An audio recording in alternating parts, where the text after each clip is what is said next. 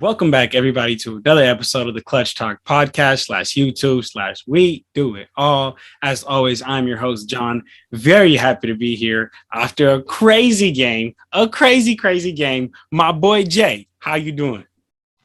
Doing amazing. Six finals appearances in 8 years. Can't get any better than that. Oh, Dub Nation. Jay Dub going Nation. strong We with here. Dub Nation. We here, baby. Oh. We here. But I'm excited. But other than that, we just saw a good 48 minutes of Game 7. That's what it's all about as an NBA fan. And finals are right here, man. That's exciting as a basketball fan. So we got a great guest on to talk about it too. Yes, sir, man. You said it best, man. We got a great guest, man. We got our guy Garret from the Super Mario Hoops 24 channel, man. Make sure you guys show him some love. My guy Garret, how you doing, man? Doing pretty good. As Jay Hill said, just got finished watching the insane Game 7. So, yeah, man, I think I'll have a lot of thoughts on it when we get to it. But yeah, it was insane. Yes, sir, man. Like how you guys said, we just seen insane Game 7 between Celtics and the Heat. Fought to the last minute until that last buzzer rang, man. And gladly the Celtics were able to pull it off here, man. And now the Celtics are advancing onto the NBA Finals for the 22nd time in franchise history. That's honestly insane to think about as well, man. But so let's get into that, guys. Let's go ahead and talk about that series. And I just want to get, Garret, since, you're the guest on the show, I want to get your initial thoughts.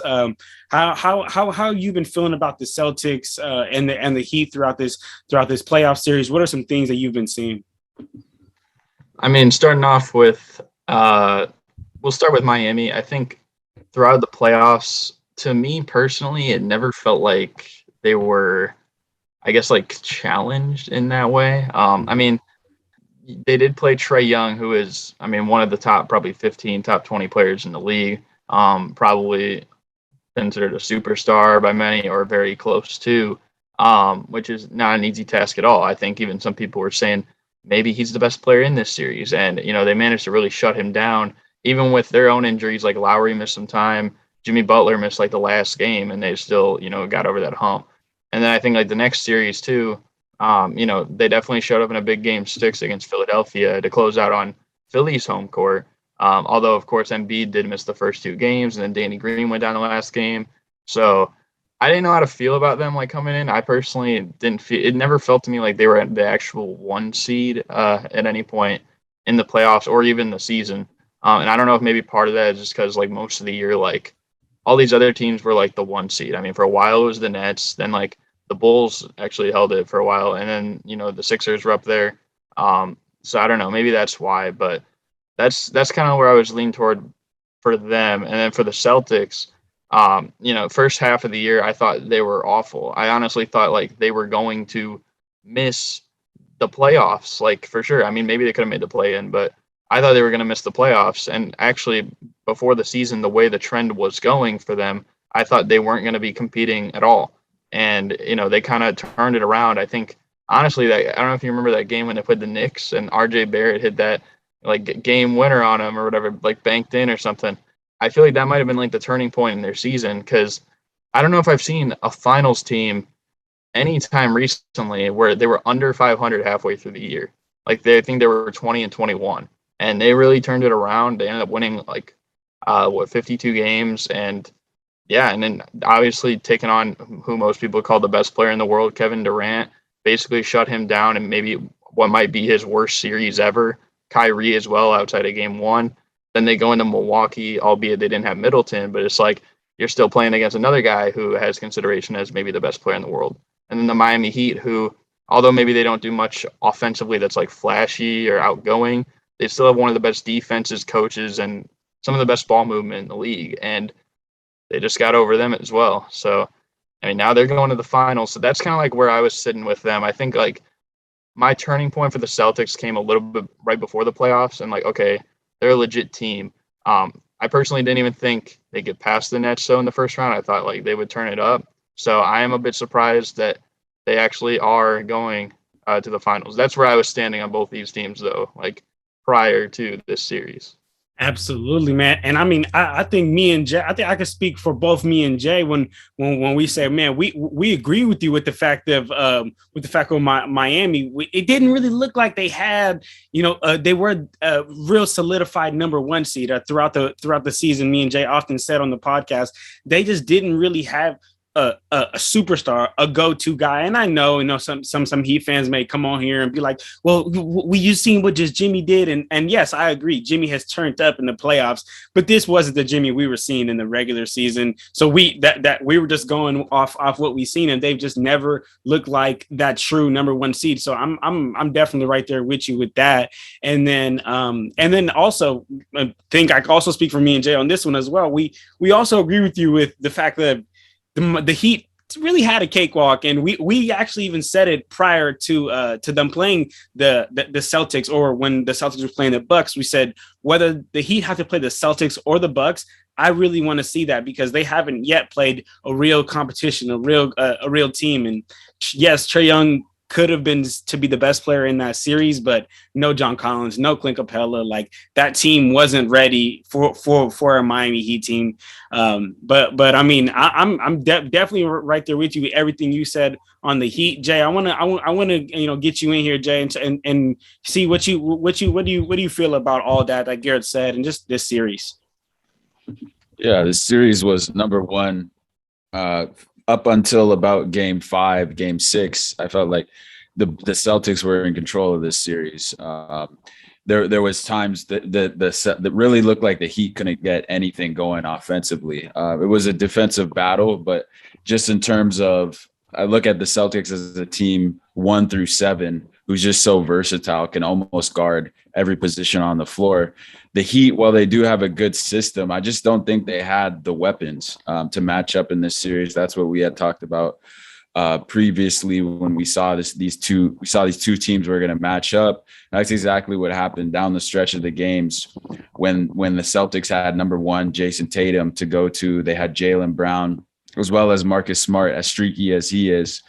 Those 3 kind of penetrating guards who are able to create their own shot at times. Obviously, Jason Tatum and Jaylen Brown being on another level compared to Marcus Smart. I mean, boy, was he almost was the reason the Heat were able to come back in that. But just in terms of, it was a series of who had more weapons in that battle, because it was a defensive battle. We looked at that matchup early on. We knew those are 2 teams who pride themselves on defense, but it's clear that the Celtics defense was superior, and they were able to get stops when it mattered most.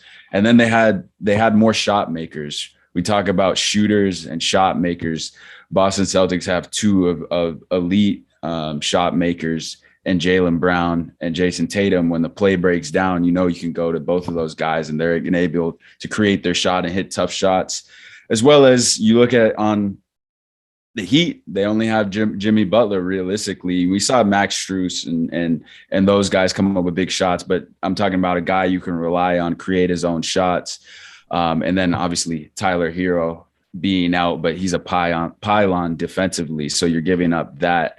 Obviously wasn't able to play these last, but yeah, at the end of it, it came down to who was making stops, who was making shots in this game, and it was the Celtics. A couple questionable calls, that 3 taken away for Max Strus. It could have been a 1-point game. I don't know. I didn't know you could take away 3s that late, but you go to refs and that sort of thing.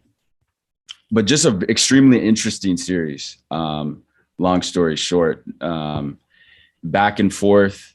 The Celtics, I thought, could have won in 5 games, maybe even 4. But credit to the Heat with not a lot of weapons, they were able to bring it to 7. Man, I think that's a win in itself, to be honest. Man, I mean, like how we all said, just a gritty, great defensive series, and now we know that the Celtics, are moving on to play the Warriors. So, I thought to myself, we don't need to talk about the ins and outs and stuff about the Heat, because, I mean, we know the Heat going home. So I got some questions here. I just want to talk about with you guys, and, if you guys want to dive in any deeper on some of these topics, then, feel free. But I guess we got to start off with this one right here. So, who to you in this series had the most impressive performance?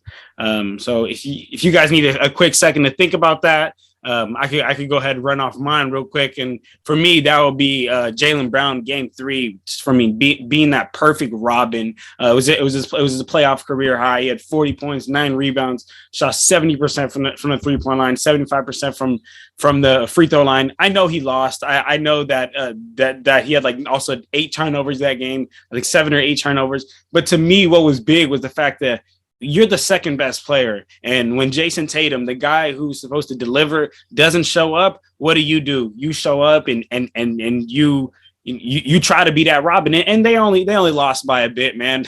But I got to give the big credits and big ups to Jaylen Brown in that Game 3. So I don't know if you guys got that game ready or pulled up here. Yeah. I don't know if you want to go first, J-Hill. I mean, you're talking about playoff, the best performance that we felt. Is that what your question is? In this series so far, in this series. Yeah.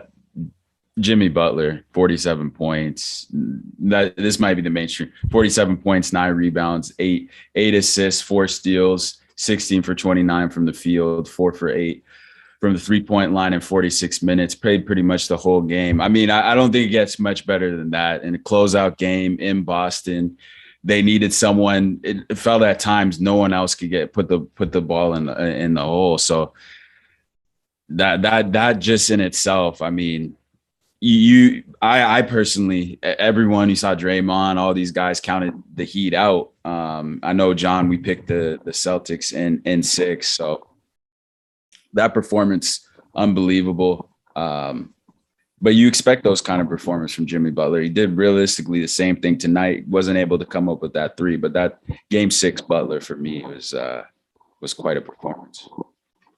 Yeah, I think personally for me, and I guess like a few games, but primarily the same Game 6 on the Celtics side. I know they did lose, but I thought it was Derek White. I mean, the guy kind of came out of the blue, and honestly, it was kind of similar. I thought, like, I kept saying, like, I feel like I'm watching a rewind of the 2019 playoffs and Fred VanVleet, because this guy, the first 2 rounds of the playoffs, like, he was abysmal, right? I think he was shooting like 34%, barely getting any run, getting like 6 or 7 points a game. Well, like in the last 4 games, he averaged like 15 a game, and he had a huge Game 6. He was huge in, I believe, Game 5 as well. Like I think he scored in double digit. I think he was averaging like 16 or 17 before tonight. And even the last 2 or 3 games, he was making hustle plays like crazy. But just like Fred VanVleet in 2019, like he had a kid on the day of Game 2, and then it all turned around. And then I thought it was even more ironic, like today when like he got hit in the face and they said like they had to like get him like treated or whatever, like just like Fred VanVleet in the finals of that year. I'm like, dude, this is looking so weird.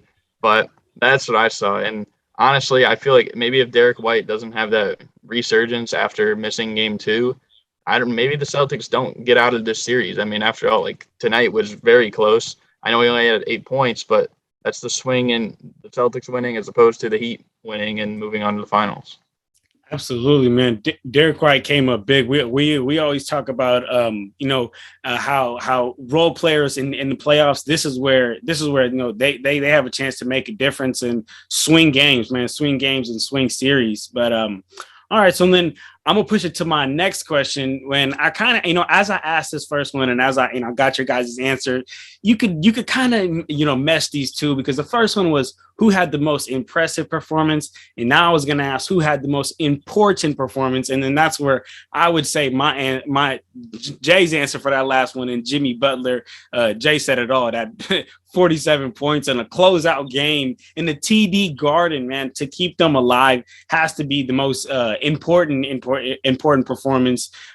Reminds me a lot of old GOAT James back in 2012, Game 6 in a TD Garden, 45 points on 73% from the field, 15 rebounds to advance to the finals, man. So these great Celtics these great performance in the Celtics home arena definitely feel good and ring home. But who to you guys, if it's not the same answer? I don't know if Jay, I don't know if yours is the same answer, and Garrett, I don't know if you got Derek White for the most important or not. But who you guys got? Yeah, I mean, I would probably have to agree, honestly. Like, I think Jimmy Butler played at a different level for majority of the series. I know he had a few games where, he kind of wasn't looking like himself, but I don't think anyone really, like, I guess, peaked higher than Jimmy Butler. Game 1, Game 6, and then tonight. I think maybe he will get some criticism for the way he closed the game tonight, which I think should kind of be a little bit warranted. But it's hard, like when his team, like most of the series, wasn't doing much. I mean, outside of, I think Oladipo played probably better than people expected him to most of the series, and he was one of their elite defenders. Of course, I think Max Strus he was big early in the series. PJ Tucker always makes winning plays, but I think just Bam was a little too inconsistent. Kyle Lowry, obviously Tyler Hero going down hurts them. And then Duncan Robinson, I mean, that's kind of a whole like situation like with the kind of the coaching staff. It's like, is he going to play? Is he not going to play? Like he played pretty good the one game, and then he got big minutes, I think, last game, and then tonight he didn't even play at all. So I don't know. I thought that it was hard for what maybe like was around Jimmy. So I think the fact, and I mean, I've seen him, come through on these occasions before when he was with my Bulls. So like he's I wouldn't put him in a classification with these other guys that people love to I guess bash or whatever, like for not showing up in the playoffs. Like you've seen Harden get it, you've seen Chris Paul get it, Westbrook get it, like so just because he doesn't, win the championship this year, doesn't like I guess be on top of the mountain per se. I wouldn't necessarily like fault him for that. I think in this series he definitely was, as he said last year, and we kind of got jokes for it, stupidly locked in. But like I mean that's hard. Like honestly, I think he was a leading scorer in the series as well. So I'd probably have to say Jimmy Butler. But again, Jason Tatum, Eastern Conference Finals MVP. So it's hard to, I guess, take away from what he was doing as well. And, early on in the series, he was playing pretty good. So there's that additionally. Yeah, I mean, it's like Jimmy almost every year consistently. It's like I don't know, like you said, Garrett, if he's saving something in the tank during the regular season, he's waiting because he knows he got to preserve his body. And yeah, we saw this in Chicago. We saw this in Minnesota at times, although that stint was short. And then in Philly as well. And then he always shows up in the big moments. So this is nothing new to Jimmy, but I'm gonna play a little devil's advocate are kind of on the flip side to an important and necessary performance. And that's all the way back to Game 3, a game that, we saw all the turnovers from Boston, but someone needed to come up big because Jimmy, the guy we're talking about, he missed the whole second half in that game. And who came up big, who also had a big night tonight, kind of on the lows, but just making play after play, not extremely nice finishes. And that was Bam Adebayo, man. 15 for 22 in that game in Game 3, 31 points, plus 17, 10 boards. Just the aggressive Bam they needed throughout this series, where they only got that performance really in 2 games, and that's offensively. And I mean, it is tough. He's going up against 2 bigs, 2 great defensive bigs, 2 physical bigs. Obviously Robert Williams was in and out of the lineup, but Al Horford, a dude who's we saw the numbers, the statistics, who's been to 141 playoff games, now's finally gets his chance to play in the NBA Finals. But this is a dude who's been there and done that multiple times, just haven't been to the finals. So he knows what it takes to win games in the playoffs. And finally, shout out Al Horford, by the way, to finally getting his chance to play in the finals, because that's a lot of work that goes into it. But Bam Adebayo, Game 3, to answer that question, important game when they needed it most, especially still in that game on the road in Boston, going up 2-1. That was a huge win at the time. So tonight, Bam, and then Game 3, that 31 point double there in Game 3 is Bam. I love that, Jay, and that honestly transitions us, Jay, right into my next question that I got for you guys, and I mean, I wrote this up prior to this game, so I guess just think of it in the way I'm going to say it in past tense. But do you guys agree or disagree with this statement? So for the Heat to win, Jimmy Butler has to be the go-to guy instead of Bam. Do you agree or disagree, or do you think that Bam should have been the go-to guy and the Heat would have had more success? What are you guys feeling about this? I mean, I feel like personally, I don't know if you can even win with either of them being the go-to guy. And that's not like disrespect. I think you'll have more success if Jimmy is the go-to guy. I guess if I had to pick between the two, but I mean, personally, Jimmy is kind of a jack of all trades type of player. That's who he's always been. But I don't think of him as like a primary scorer. You know what I mean? Like, it seems like every single series, there's probably going to be at least someone on the other team who is a more like productive, proactive scorer or something like that. So I don't know if Jimmy can be that number one guy. And there's few exceptions in NBA history. Like, I'm sure like the 2004 Pistons would have a word with that. But how often do those teams win as opposed to having like an elite 25 plus point per game regular season scorer, one of maybe the top 5 players in the league? And Jimmy is great, Bam is great, but neither of them are that. So I don't know what they'd have to do. I know there's already rumors circulating that maybe they need to get Donovan Mitchell, who he would be one of the, probably in terms of the playoffs, he is probably a top 5 scorer in the NBA right now. I think he's 6th or 7th all time in playoff points per game, like in NBA history. So maybe that would help move the needle, but I just don't know if like where they're at right now, like that would be the move. You also got to consider like this Heat team. I mean, obviously they have some free agents, and obviously they have kind of like an older squad than some of these other like young teams coming in. So it'll be something to consider. But to answer your question, I don't know if you can with either of them. But if I had to pick, I guess I'd probably pick Jimmy for the best results. Yeah, I agree completely with Garrett. It's the answer. The answer is smart answer is neither. But if I had to pick one, it's Jimmy.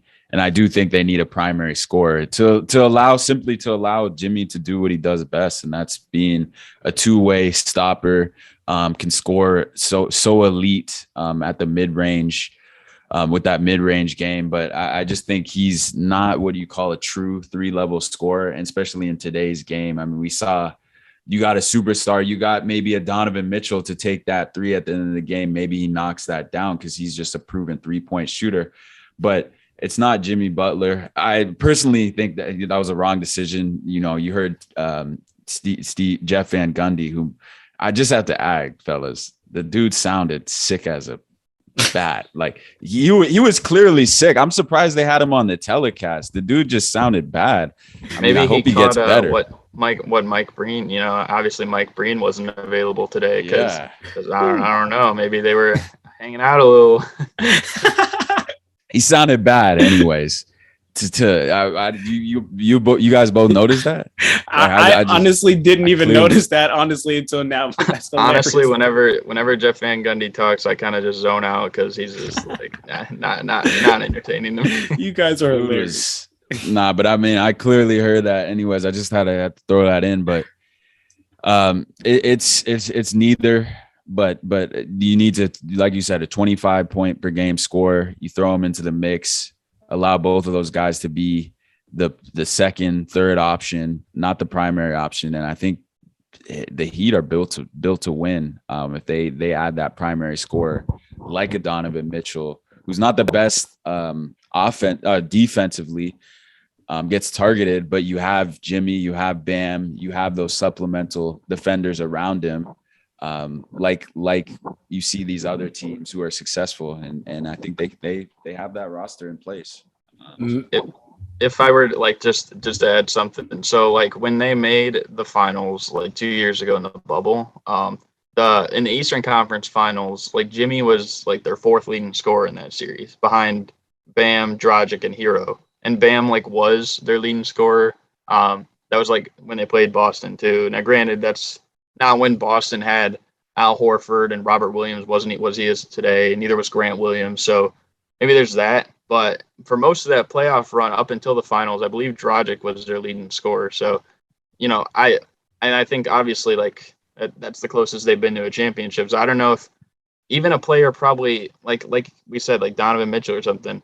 I mean, he's no offense to Dragic, but Donovan Mitchell's like on another level than Goran Dragic. So if you add a player like him, maybe that would be enough to get him over the hump and let Jimmy play, kind of like the jack of all trades type of player, an elite defender who could lock up, an elite playmaker, but just not the guy we think of like as an elite scorer. And same thing, I guess, with Bam. But yeah. Yeah, definitely, man. I mean, it's just starting to seem like Jimmy Butler's starting to fall into that Jeremy Grant thing, where it's like Jeremy Grant was this great glorified role player in Denver who was like, wow, like he can really be that piece that gets you there. And then a team like Detroit tries to take a gamble on him, tries to make him as your number one option, number one guy, and does not work out at all. I think that's what's going on in Jimmy's situation. He was a great. Like how you mentioned, Gary, maybe he's a second or third to maybe even fourth option, but as your number one guy, probably just not going to go. But and then you guys talk about the offensive production, and by the way, if the Heat got Donovan Mitchell, which I said a couple episodes ago, I said watch the Heat get Donovan Mitchell in the offseason is going to be crazy. So if that happens, I need to run that back because that'll be crazy and that'll be great for them. But offensive production, that's exactly where I want to ask my question to you guys. That shot by Jimmy Butler, Jay, you brought it up. You said that Jeff Van Gundy said it wasn't the greatest shot. And while I agree to a certain extent, Jimmy Butler's shooting, I think like 29% from the three-point line. Why is he taking that shot? That was a wide open three. Al Horford was sinking back. What do you guys, how are you guys feeling? Are you guys trying to play the percentages, or do you want the better shooter to take that? Or are you okay with Jimmy Butler taking an open shot? Yeah, I was watching the game with my dad as well, and I even said, like, as he took it, I'm like, why would you take that shot? I didn't understand it at all. Because maybe you could get away with it if you're Steph Curry, but I mean, playing the percentages, I think, like you just said. So, I mean, Jimmy is way better attacking the basket, trying to draw a foul, which in that situation, I don't even know if Boston would have wanted the foul, because why would they want to maybe get an and one and then they'd be down in that situation? They might have just let him have the layup. Obviously, Horford was backpedaling. So I think, honestly, he should have went to the basket. And if you think back, they showed before the game, Jimmy Butler's been in 3 Game 7s. This is the third one. The first one was 2013 with my Bulls against the Nets. And the last one, everyone remembers that one. It was when Kawhi hit that shot. But what they might not remember is before that, the Raptors were up 1. Kawhi hits the first free throw, misses the second, and Jimmy Butler got the ball. And what did he do? He went all the way to the basket, and he attacked, and he made a layup and tied the game. Mm-hmm. So I don't understand why he didn't go to the basket. He could have done the same thing, but with 17 seconds left in the game, you just got to go downhill and attack the basket, play the foul game.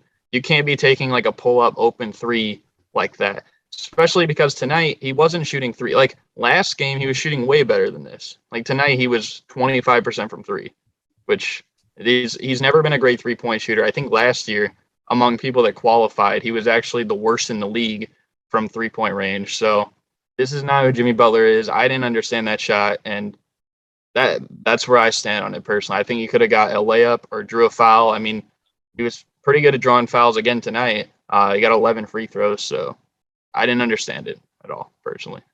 Jay, the collegiate hooper. What's up, Jay? What was that a good shot? Yeah, I was just thinking about that from a player standpoint and knowing momentum and things like me in my playing days. Am I taking that shot? Absolutely. I'm pulling up in transition. But in the fact, and I think of it as a player too. And the fact that he feels the crowd, he knows what's going into that shot. His team just went on that huge little mini run. Max Strus, I believe, had just hit that 3 to get it within 1 or 2 at that time. Oh, yeah, within 2. Yep. Was in 2, and they would have taken the lead. So I think just through his head, in that sense, it's a good shot. Like you knock that shot down, and it's your best player taking it. You live with it. Is it a great shot? No. Do I think he should have gotten to the head, like Garrett said, and from an analytical standpoint, and what he does best? Yes, but I get it from just a player's perspective. You hear that home crowd. If you hit that dagger, man, you go up one. I don't know. I honestly don't know if Boston's coming back from that. You gave up that mini run so late in the game. Marcus Smart had missed all those threes. They had been giving him those, I think, but 3 straight possessions. They gave him wide open threes and brick after brick after brick from Marcus Smart. But I think from a player standpoint, you got to take that shot if you're Jimmy Butler. Should he have gotten to the yeah? I think absolutely. though too, the other thing like to add to that though is like even if he did drive to the basket and he scored either a layup or got fouled and made both free throws, like that would put enough pressure I think on Boston, because not only did they not take the lead like at all in the game, they hadn't tied it since it was 0-0, right? And if it went to overtime, you can imagine how much like the Celtics would be like sweating and stuff like that. Like I don't know, like and the Heat would have all the momentum going into overtime. So they very well still could have pulled it out, I think, personally. So it didn't make sense to me. But yeah. Yeah. Garrett, like now that, the moment's over, we're calming down and we're talking about it.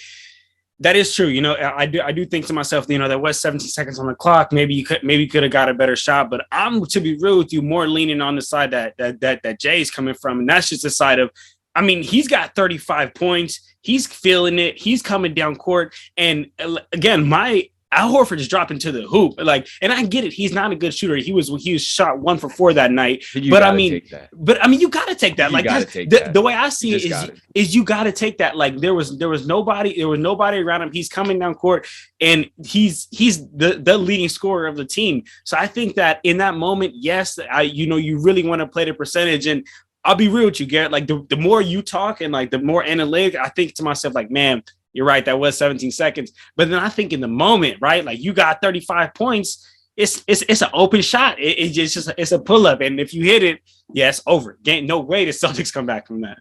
I just think not thinking like that. I just think like how though, like he did do that, like where he did take it to the basket before, like in his last game 7, and it worked. The only thing that didn't work was the most impossible shot result by Kawhi Leonard happened right after it, right? Like that can't even, you could shoot that shot 1,000 times. It'll never happen again, right? So I think like that's how I'm thinking of it. Like that worked toward him. And a lot of people say if that game went to overtime, like maybe the Sixers would have won that game, right? So I don't know. I just think that the 3 was kind of unnecessary. He wasn't shooting well tonight. Like last game, maybe you can make a better argument for it, but tonight he wasn't feeling it, and historically he hasn't been feeling it, especially like ever since he's been in Miami. So I don't know. That's just where I come from. Okay, I got you. If a teammate of yours shot that, Jay, and he's got 35, but he's not the greatest shooter, how are you feeling after the game, Jay? You living with that? You said we'll live with that. Okay. All right. Day long, and you, especially at home. And the difference too between, I know Garrett, they were on the road too, so you're trying to get a quick bucket, silence the crowd like that. But at home, you got to think about it. Like you hear that crowd, you hear the roar. You want to hear the roar of the crowd after that dagger. You just think of. I'm thinking of it from a player standpoint, so I can understand why he took it. Was it from an analytical point? What was it a good shot? No, but you're not thinking like that in the heat of the moment in Game 7. In that moment, 35, you're the guy. You're Jimmy Butler at the end of the day. You're taking that shot. Okay, so what I would say to that though is, like, obviously you were going on about how it would change the momentum, and I agree. But would you say you would allow like Julius Randle to take that shot or Ja Morant? If he's got 35. Really? So okay. I personally still would not. I would say attack the basket, because those are guys that are much better at attacking the basket than shooting a 3-point shot, and especially because like both those guys shoot better from 3 than Jimmy Butler. So I just wanted to see what you guys say about that. Yeah, let me. My answer is, should he have taken to the hole? Absolutely, yes. That's the smart play, but I get why in the moment he took that shot. Let me just clarify what I'm saying by that. Like why he took it as a player, the momentum, he hears the crowd, he took that shot, and I understand why. But the right play is definitely to get to the down the lane and get to the hole.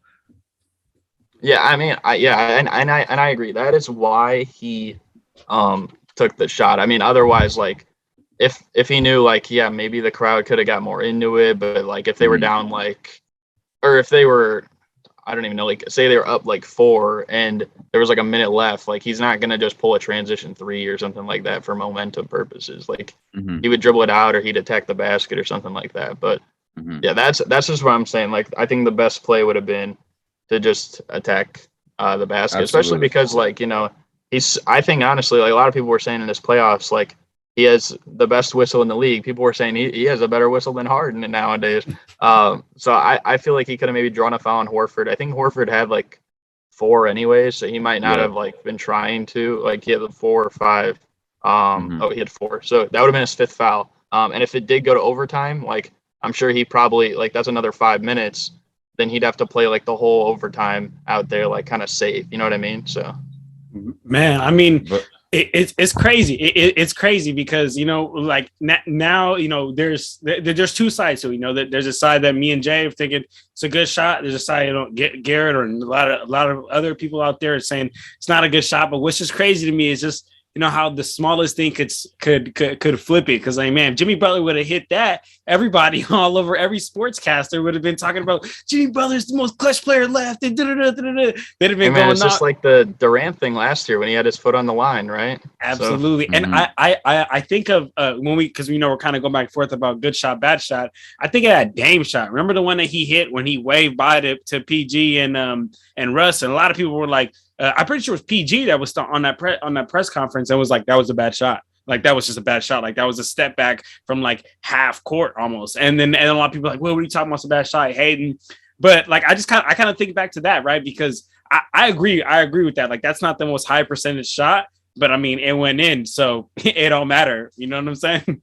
Yeah, I think. Oh, go ahead, Jay Hill. Sorry. No, I was just gonna say this that, you know, Garrett, you were talking about Philly and Raptors in that series, and I get that, but the fact is they had Joel Embiid, although it wasn't the same Joel runner-up MVP caliber player it was. They had Ben Simmons. They had a lot more. Tobias Harris was on that squad as well. They had more weapons than this Miami Heat team, who struggled this entire series to score.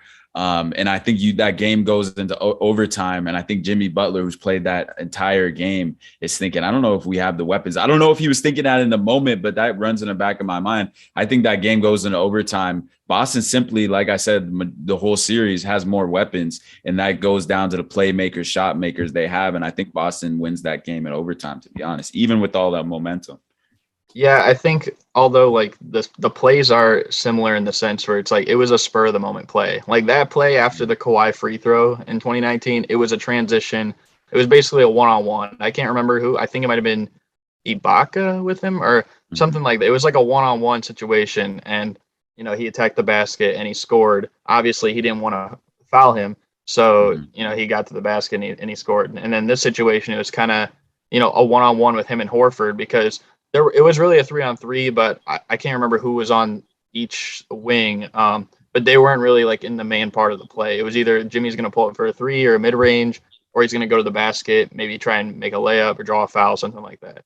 I think like to, the Dame thing, it is, I think, a little different for the fact where it's like, first of all, if he misses the shot, they still go to overtime. And they had a 15-point deficit at one point in the fourth quarter, and they came back from that. And then so they would still have momentum, which I think Miami, even if Jimmy took a layup or like drew a foul or something like that, they would have still had momentum in the overtime. And I think Boston would have been a little nervous on that last play before in overtime. I don't know if they would have scored. And then the other thing is, with that game, it's a game 5 anyways. So like if they did lose, they'd still have another chance, and if they lost that, they'd still have another chance at home. So I don't know. I think I don't know if I'd say the situations are quite the same, but I feel like in terms of that play, like just that play individually compared to his play in 2019, I feel like they are pretty similar, if that makes sense. No, I feel you. I feel you, man. Absolutely. I mean, that was, you could it goes both ways, man. A lot of people could look at it as a bad shot. As far as analytic wise, a lot of people could say, hey, he was just in the moment and felt it. But all we know, man, is that now the Heat are gone, man, and now they're gonna have to make some some huge off-season switches, and we won't get into that because that's a whole another topic in and of itself. If they want to get back here, but now we have the Celtics moving on, and they're gonna go on to face the Warriors. And I mean, overall for this series, I'll just kind of give my last final thoughts on this series before we move on to this Warriors versus Mavs series. And overall, I mean, I think the Heat just simply didn't have enough offense, right? We kind of were saying this throughout the series and really throughout the playoffs. They just didn't have enough offense to be able to keep up with the Celtics. There was several times throughout the series where Celtics just went on like a 21-4 run, or even I think to this game when I believe they started the game with like a 15-4 run, and then the Heat went on their own run, and then the Celtics ended up finishing off the half on I think another 15-0 run. So it's just the offense that the Celtics could put together. I don't think the Heat had anything for that. And that's what I meant. What me and Jay meant when we said the Heat didn't have a true playmaker to combat Jason Tatum and Jaylen Brown. So, I mean, we've seen them more experience and, in my opinion, the better team move on. And now to face the Warriors. So do you guys got any final thoughts for this Eastern Conference series? I mean, not really. I will say I feel like people are also going to equally slander. Obviously, they're going to slander the supporting cast. That's what they always do. But they're going to probably slander Kyle Lowry as well. And I think maybe it's getting to a point where we're starting to look at it and be like, you know what, maybe he did catch a break that one year with Kawhi Leonard. I don't know what you guys think about that, but he again tonight really wasn't that good. He was basically just running cardio in Game 5, but I don't know. I think he made some questionable decisions, especially that take foul, like in the first 3 minutes of the game. That was his second foul, so I don't know. I hear you. Yeah. I hear you. Jay, what's up? Yeah, I mean, yeah, we won't get into the 2019 finals, but I think that I will say that Raptors team was really well built, and you add into a player like Kawhi Leonard, simply similar to like a team like Giannis, the right pieces around him, you catch a few breaks, and that's what it takes to win an NBA championship. But Kyle Lowry was fortunate. He is a champion, but I think throughout this series, he played bad. He played really poor, extremely poor. They needed more from him to step up. We saw those 2 early fouls, just inexcusable from a guy of his caliber and his experience. But anyways, in terms of this series, like I mentioned earlier, the Celtics could have closed this out in 5 games, maybe even swept. There's a lot of times where we saw their lack of focus and effort. On paper, I think the Celtics in these playoffs out of those 4 arguably have the most talented roster, but we know talent doesn't win championships. Besides the fact that they have they don't really have a true point guard. They don't have a floor general. And I think that's why they struggle at times decision making. Although Marcus Smart has played better, but we saw at the end of Game 6 some questionable decisions to say the least. But even in the past 2 series from the Celtics point of view, I think either one of those series should have gone 7.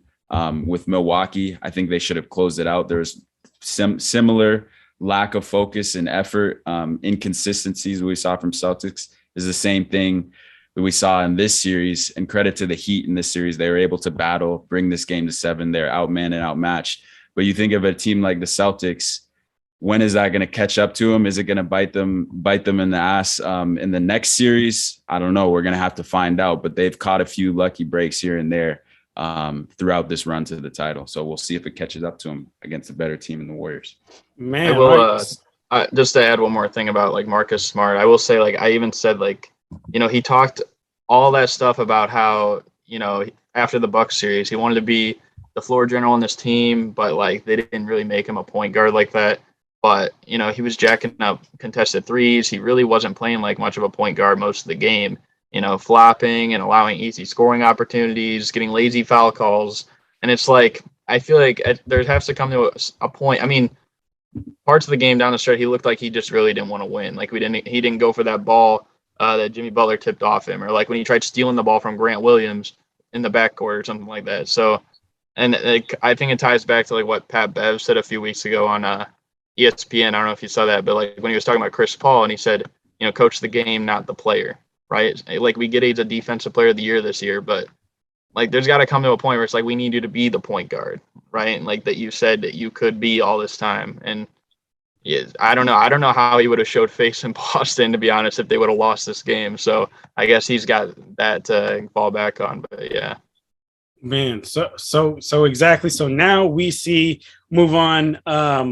So now move on to the other series here, and that is the Warriors versus the Mavs. I originally had Warriors in 5, which is what happened. Should have been Warriors in 4. They could have closed it out Warriors in 4. Jay, we talked about inconsistency and not lack of focus. I think that's exactly what happened. What we saw from the Warriors. I think they were the better team from the Mavs. They could have put they could have put the Mavs out in 4. It would have been big. But Luka had something to say about that. At least held him up one game. That's big for his dynasty, honestly, to not get swept, for his legacy.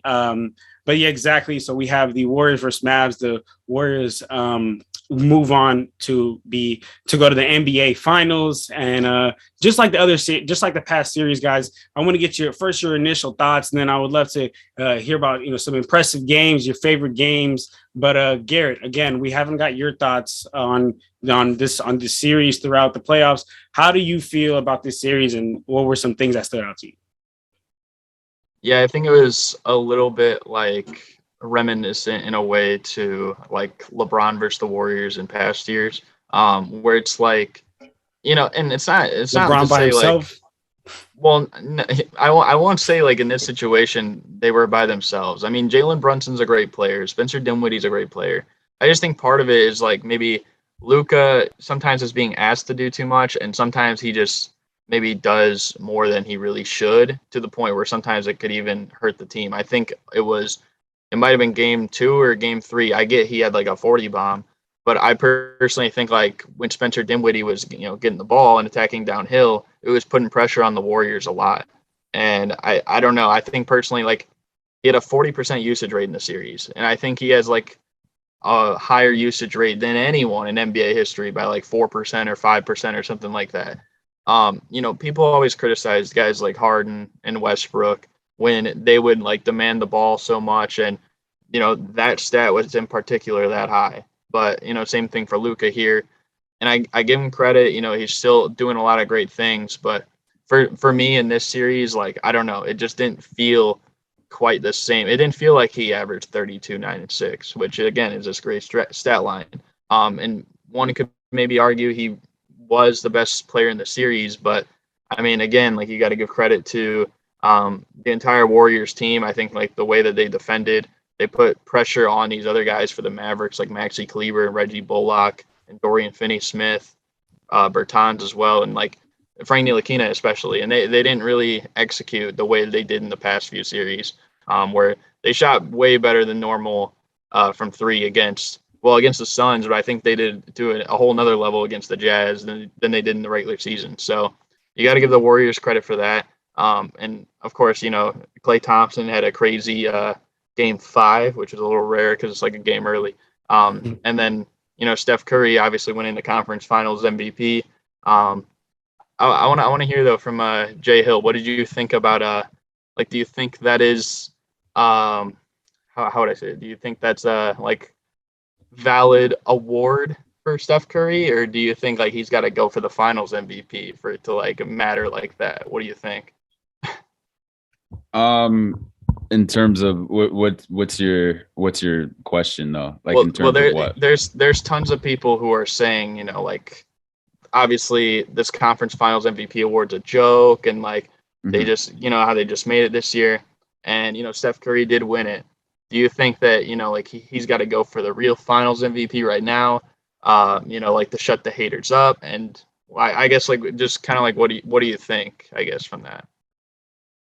To me, I mean, he's accomplished everything. I think the finals MVP is the cherry on top. I personally think he should have already won it, but you should have, would have, could have, doesn't matter. I think he's a 2-time MVP, 3-time NBA champion, multiple time accolades speak for themselves. I think he's not worrying about that. If they do, I've said it all along before previously about if they were to win this title, he's going to be a huge part of it. He has to be the best player in this series. In terms of what he does, even if he's not scoring, other guys, the space he creates just through his ball movement, unselfishness, he has to be the best player in the series. I believe he will. That's why, I think they're going to win the NBA championship.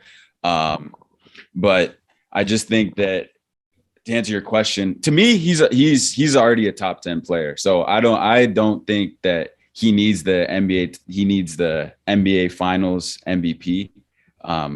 But if they win it, he's going to win it. So are you talking about that answers your questions? All-time top 10 player, you think? All time. I think he's top 10 in my opinion. Yeah. Okay. With or without NBA Finals MVP. Yeah, I think the Finals MVP would be the cherry on top. Like, personally for me, I feel like the way I look at it is you can give credit where it's due for the conference Finals MVP only if you go back in history and you, like, I guess, reward these other people. Like, what about Charles Barkley, who led his team to the finals, or Allen Iverson, or Reggie Miller? Like, you know what I mean? Like, these guys that never won a ring or never won a Finals MVP. So it's like this would do something for their legacy as well. But yeah, I think, like, in terms of for Steph, I think a Finals MVP, I think that would still do a lot for him, because then it comes to a point where it's like, what else does he need to do? I mean, outside of maybe like defensive accolades, but I mean, like, how many point guards have that other than like Chris Paul or Marcus Smart, Marcus Smart, Walt Frazier, Jason Kidd, like some Gary of those Payton. Guys, Gary Payton as well. So yeah, so like not a whole lot. Even guys like Magic or Oscar, of course Oscar played before then, but like Steve Nash, like, they don't have that on their resume either. So it's not like it's necessary for a player at the point guard spot. But yeah, like, I mean, you're looking at this Warriors team, like, the death lineup of Curry, Clay, Wiggins, Poole, and Draymond. I mean, it might be like the most lethal lineup in the entire NBA potentially. And then, it'll be interesting to see how they match up with Boston. Not sure if, like, Boston might try to go big on them, maybe play Daniel Tice a little bit more, because he kind of fell out of the rotation after like game 4, I think. But I don't know. I think that we'll see too, like you said about you mentioned Gary Payton the first, but Gary Payton the second, like, they say he might return this series, Iguodala potentially. So I don't know. We might see like a kind of different Warriors this series than we've seen probably like the past few. But whether that's even better or the same or worse, like, remains to be seen. But it should be interesting, I think. It definitely will be interesting. And just to pitch in on that question, Garrett, I think Curry's definitely solidified. Like, we know who Stephen Curry is. Changed the game. Has a crazy brand.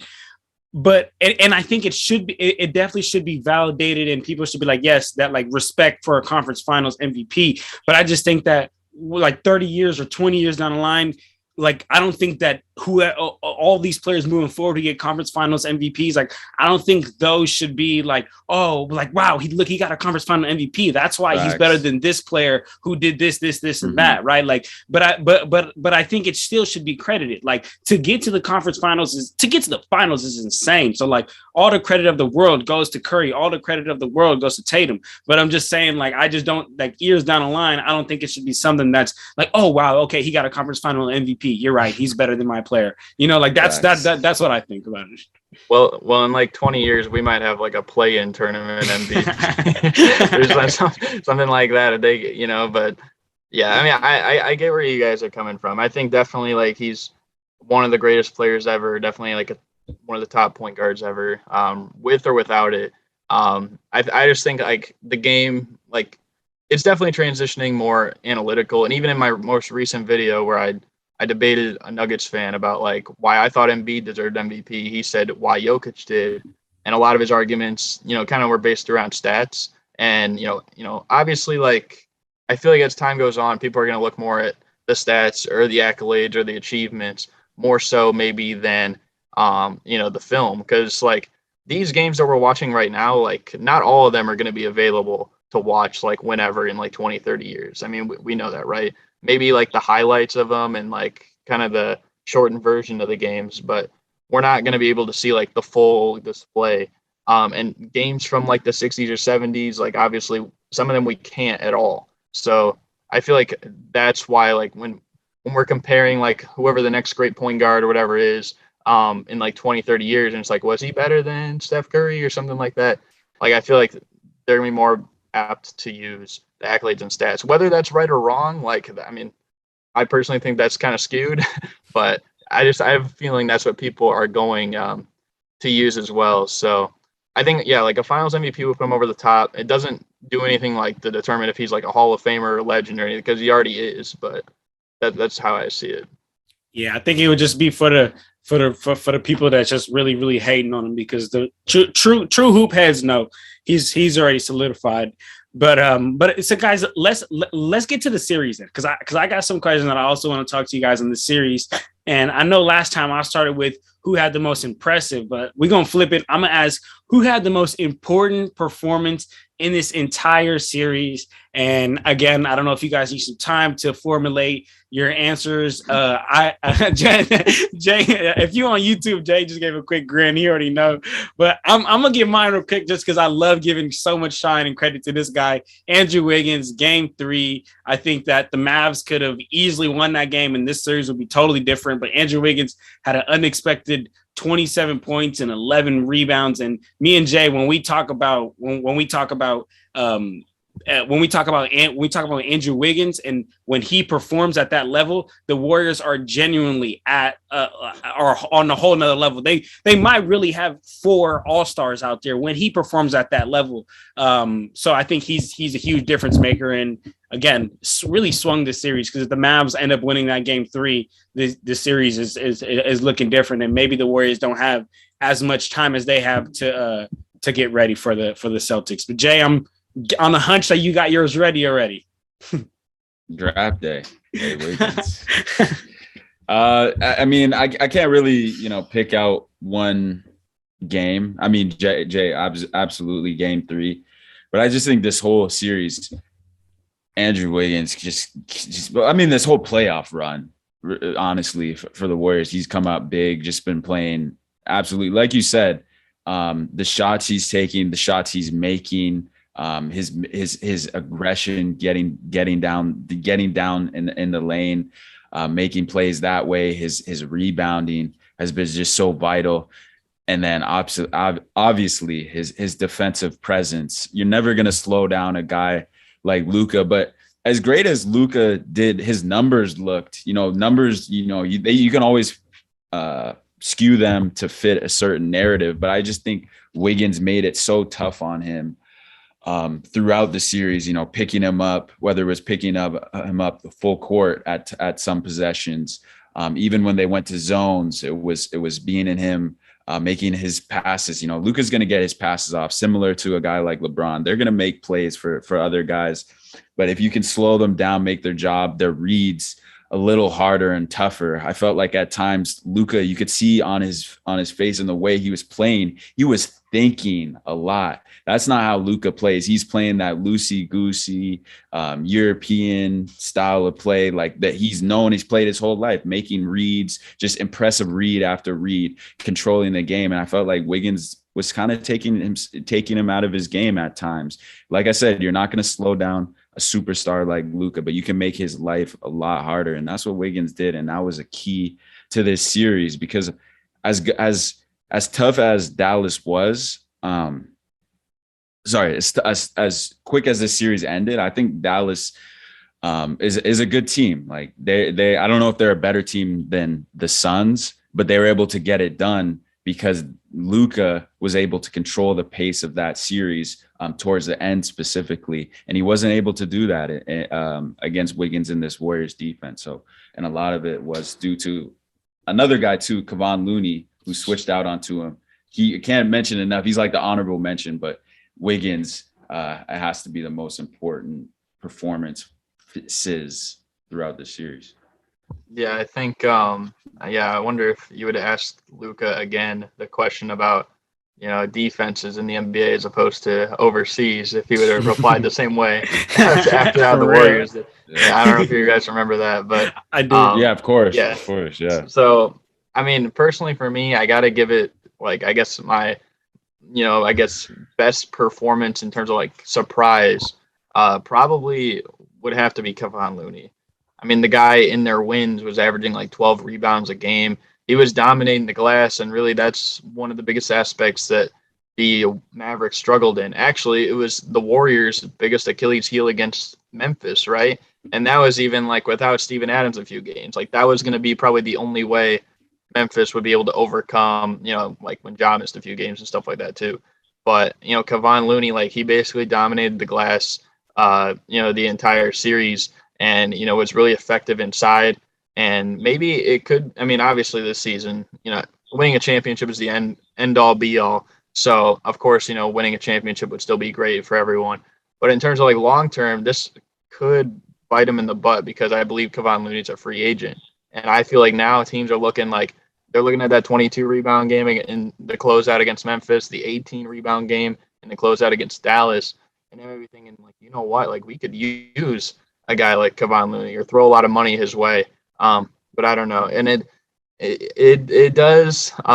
It is a little unfortunate. I have to give Kevon Looney this credit because I've held a grudge against him for 6-7 years.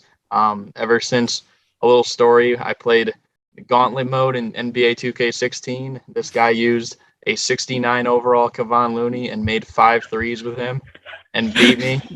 So ever since then, I've always disliked Kevon Looney, but I got to give him credit here. I don't know, like this. That's crazy. Kevon Looney's like the most likable guy in the NBA. Like, I mean, I didn't like him for that. He did me dirty. 5 threes he made, and he was a 69 overall.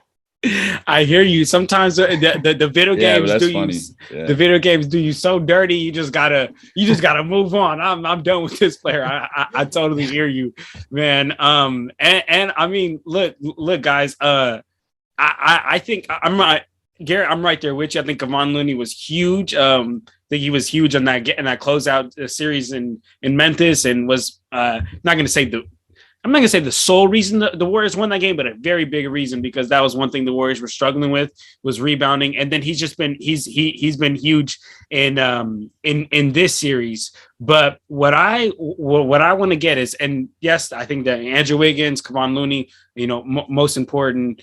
But what I want to ask you guys is who takes the blame for this loss from the Mavs side of things? Because I mean, you can't.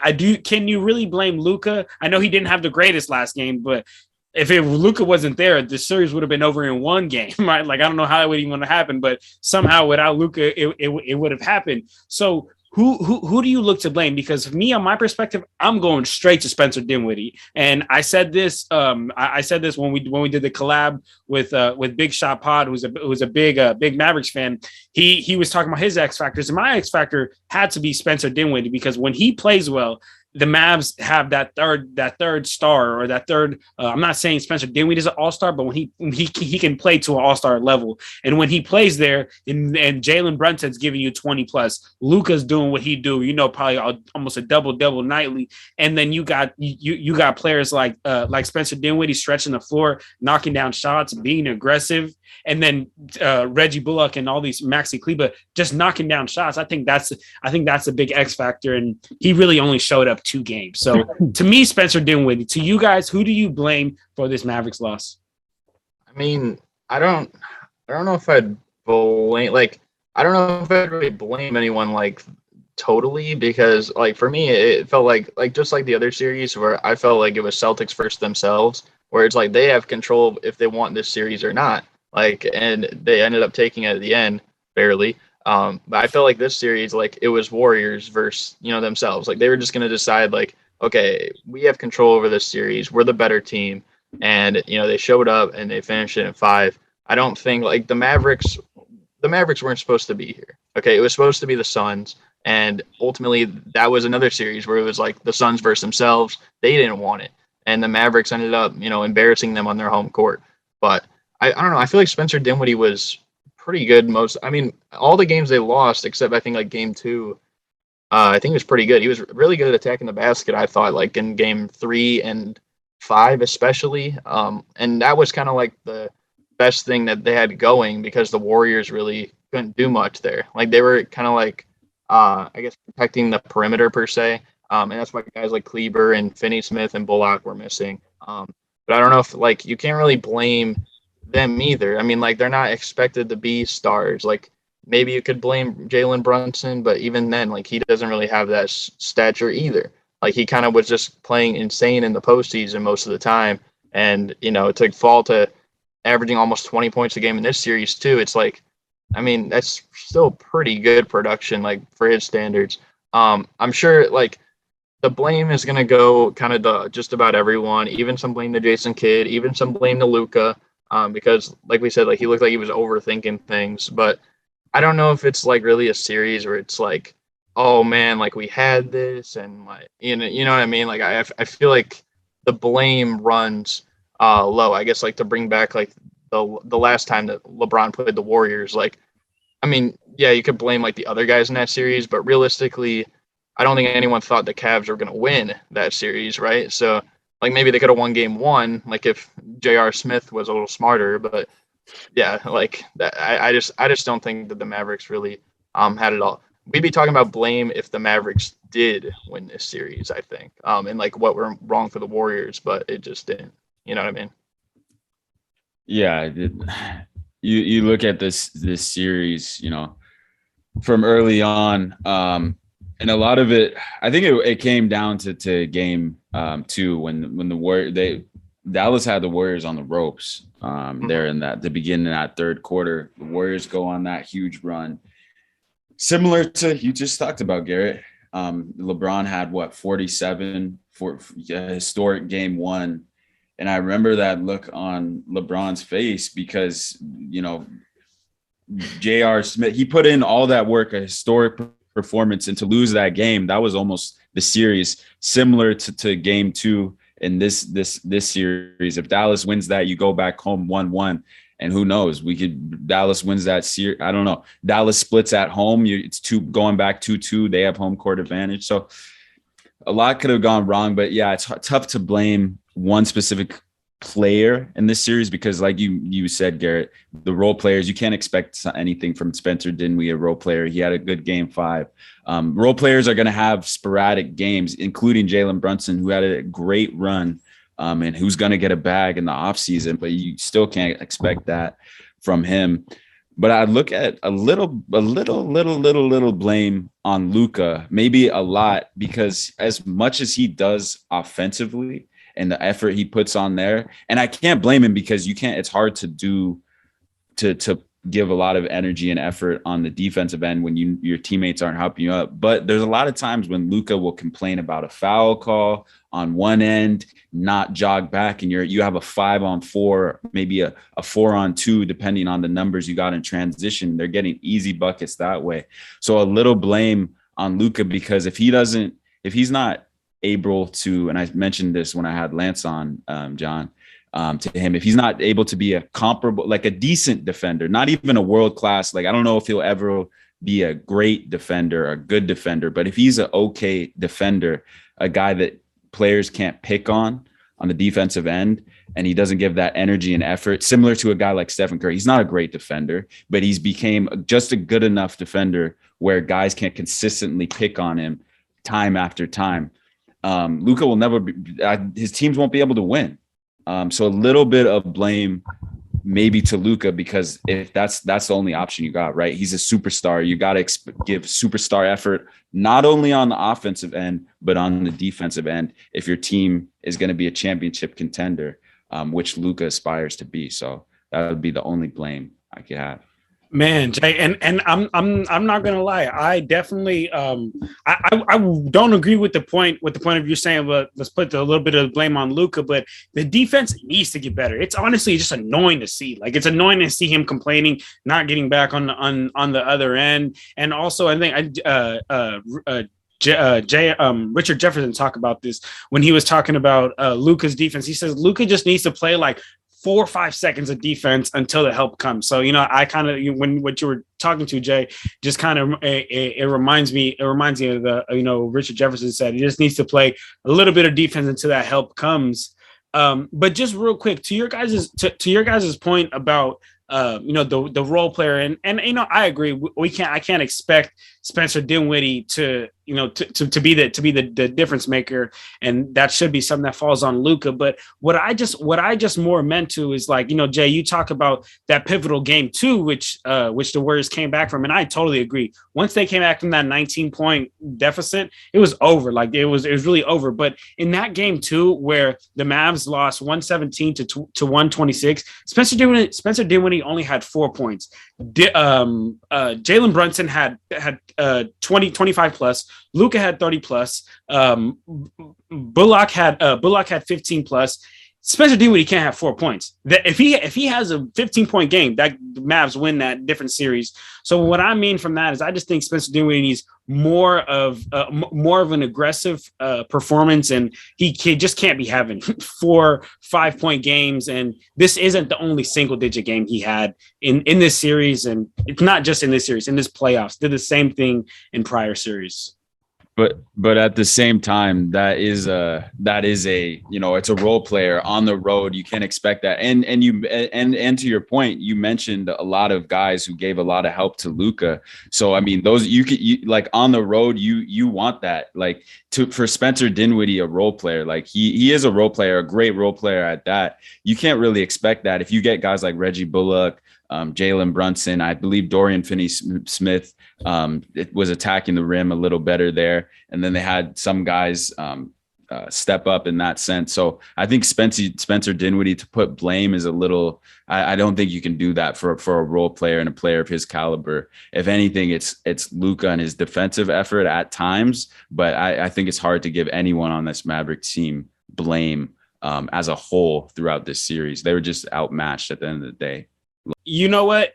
You guys are right. We can't sit here and blame one person on the Mavs fully. At the end of the day, they lost to the team that was better than them, was more experienced, and just like how we said with that Heat and Celtics series, the better team moved on, and now the Warriors are ready to face the Celtics in the NBA championship.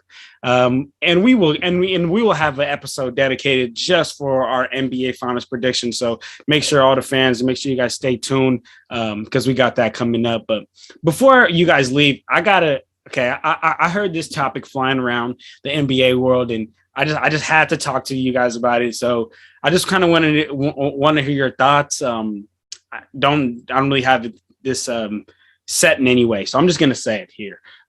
So if the Warriors go on to win the NBA championship, does it hurt Kevin Durant's legacy?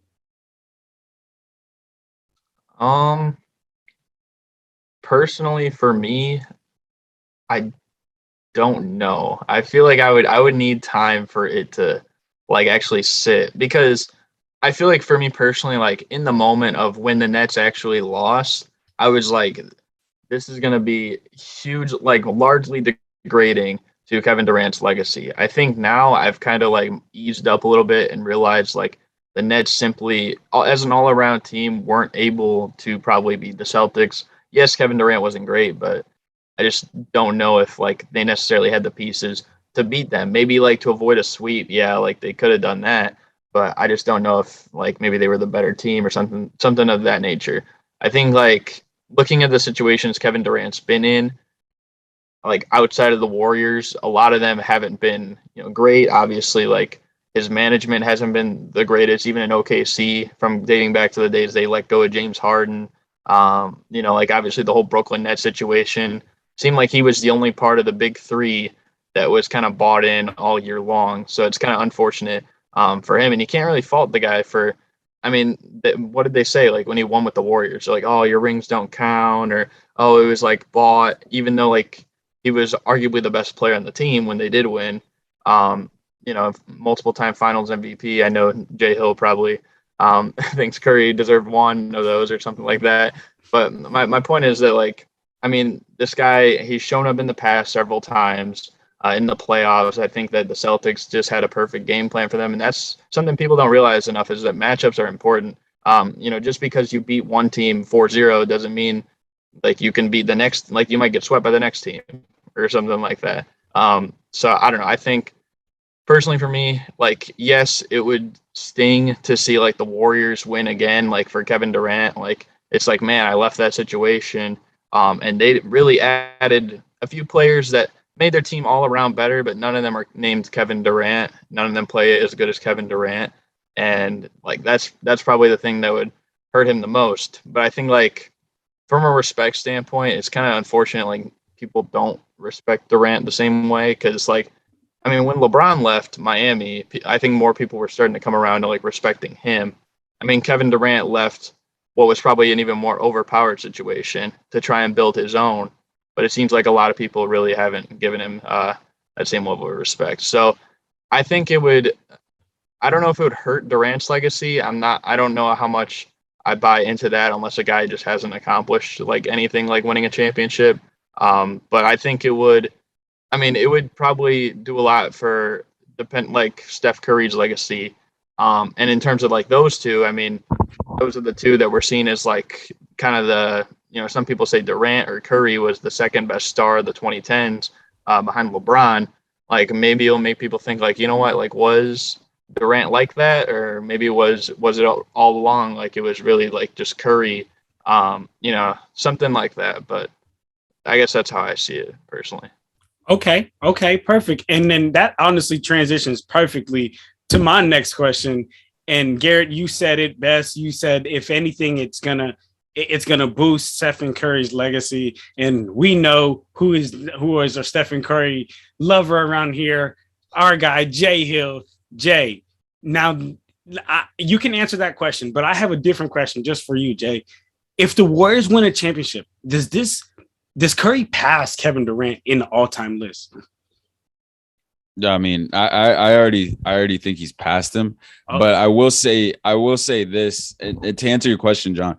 To answer that, I think it's more so how Garrett. I loved how I thought you were going towards that when you're answering the question. I thought you were getting towards what the end, and I think that perfectly alludes to it. The fact that it speaks to the greatness more so of the Warriors rather than the legacy of KD. KD is who he is. Like he's a two-time Finals MVP, an all-time great, top 15, top 10, however you want to put it. He has a legacy of his own. I don't think the Warriors winning a championship has anything effect on it. Will it sting him? Yes, absolutely. But I think all the way back to that trade that KD ultimately knew he wanted to go. He wanted to set a legacy up for himself, but he said he signed with the Warriors and with a sign and trade to Brooklyn, which brought in D'Lo, which ultimately ended up turning to Wiggins. So that in itself is a legacy move because he set this franchise up for success after he left. At the end of the day, because it brought in Andrew Wiggins, who is a huge part and will be a huge part of the Warriors are able to pull out this championship. But I think it speaks more to the greatness of this dynasty that everyone had counted out. Without Kevin Durant, thought this dynasty was over. And it's clearly not because they're here sitting in 6 of 8 titles. And if they go on to win it, I think it speaks more so to the greatness of this Warriors team and this run that they're on rather than the legacy and effect that it has on KD. Yeah, man, I don't even. Go ahead, sorry. No, I was just gonna say I don't even need to say anything because I was getting ready for one of you guys to say yes. It messes up. It messes up KD's legacy, and I mean I think it messes up a little bit only because I if that year that Jordan went away to play baseball, if the Bulls won a championship, I don't think people would be like, wow, Michael Jordan was so important. If when the LeBron left the Cavs didn't go and become the worst team in the league, I don't think people would be like, wow, look how important LeBron is. But again, I think like how you guys said, you guys summed it up perfectly more than anything, because I mean, I know it could be, disrespectful for a Warriors fan to hear that, like, wow, like, KD was, because a lot of people around the league were saying that that championship, KD got the Warriors over that hump, and I think that was if the Warriors win, this would not even if they don't even win,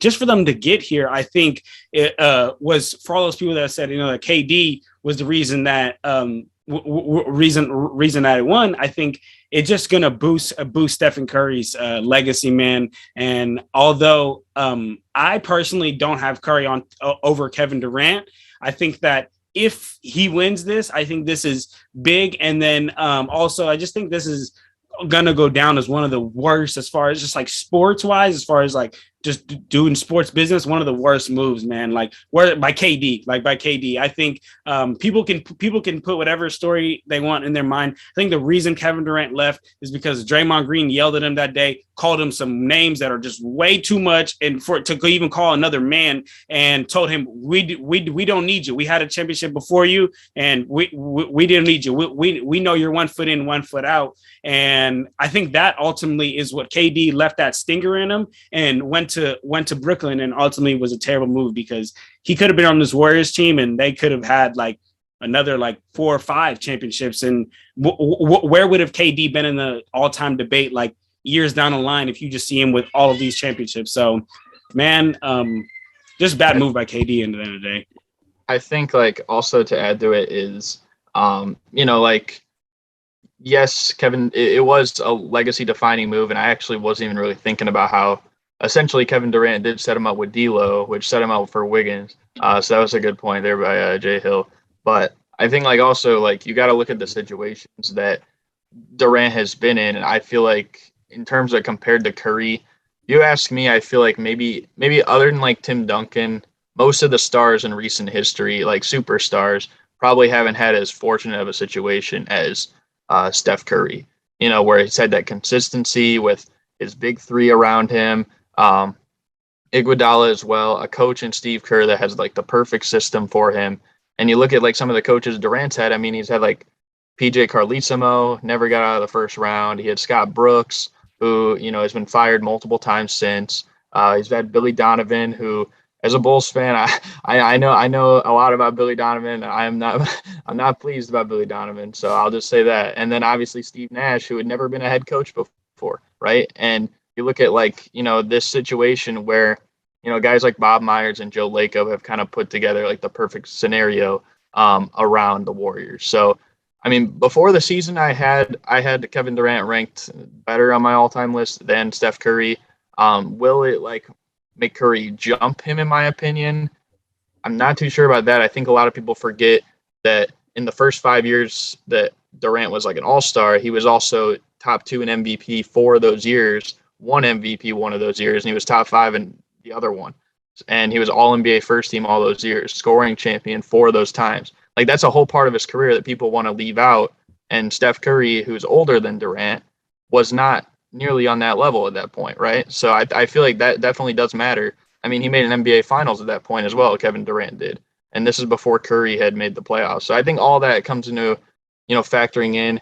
Yes, championships at the end of the day are weighted probably on a different level than most of those things. But I feel like it's just like kind of a part that, I feel like everything pre-2016 for Kevin Durant is starting to get like really underrated. And, again, the situations, I feel like that would definitely be more in favor of, Steph Curry. I mean, they very well could have made a bold move and traded Steph Curry and kept Monte Ellis in like 2011, 2012. Then where would that team be? Where would the Bucks be? Right. Man. So, I mean, you can look at all that, but they kept Curry. They put the perfect team around him. And I feel like with Kevin Durant, I mean, we hear all the noise right now about like Russell Westbrook. I'm sure you hear it too, John. I mean, you're a Laker fan all the time. So I don't know. I think that like if Kevin Durant got a situation like that around him, the system that perfectly fits him, and probably the best fit that you could find would be in Golden State, right? I feel like it would be a similar situation to that. But people were saying like this is Curry's town, like you kind of came onto our team. But yeah, and I mean, of course, like I think in the 2019 finals kind of showed that he definitely did serve some value for that team because they were without him and they didn't win the championship. So I don't know. I think like if Kevin Durant had his own situation similar to the Golden State Warriors in terms of like play style and built around him to be the main guy, but it wasn't like you're riding the coattails of Curry, Clay, Draymond, and the Warriors, then maybe we'd have a different discussion. But yeah, man. Well, all right. Well, I definitely just wanted to hear your guys' perspective on that. Jay's, Garrett. So, man, I mean, this is crazy. It's just crazy to see guys. I mean, this NBA playoffs has been just extremely unpredictable, man. We have players like Kevin Durant being the only team. Kevin Durant, Kyrie Irving, great players being the only team to get swept, man. And then, unless there's a sweep in the finals. Unless there's a sweep in the finals. But I mean, let's see, man. But I think this is a good place for us to go ahead and wrap it up here, man. I mean, we touched on both the Eastern Conference Finals matchup, both in the West and in the East. My guy Garrett, man, we really appreciate you coming on. Super Mario Hoops 24.